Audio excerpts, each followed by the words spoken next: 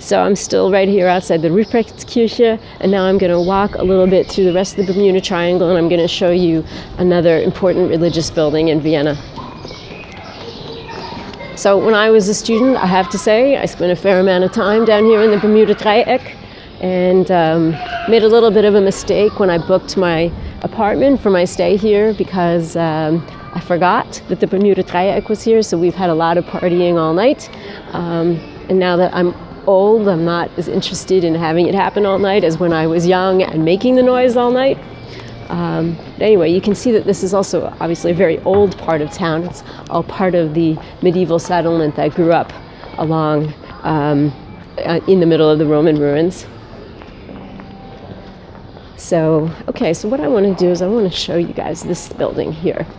So this building here is the sort of main Jewish synagogue in Vienna, and it was built in 1825.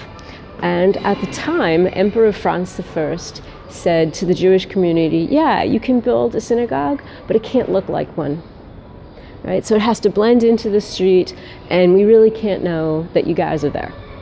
Right? So that seems like it was pretty intolerant, and it was really intolerant, but it had this sort of weird silver lining, which was that on the Reichskristallnacht, so the night of broken glass, that happened on the 9th to the 10th of November in 1938, so a really terrible Nazi pogrom against the Jews that happened all over Germany and all over Austria.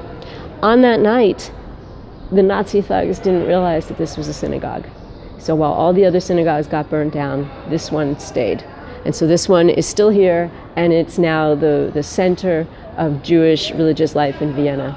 And what's really sad about it is, if you can sort of look up there are cops on this street all the time.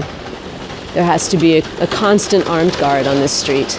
And partly that is because we're in the middle of Party Central in Vienna and people get a little crazy. And partly it's because anti-Semitism is still, unfortunately, somewhat alive and well in Austria. It's not as widespread as it was, but it's still here.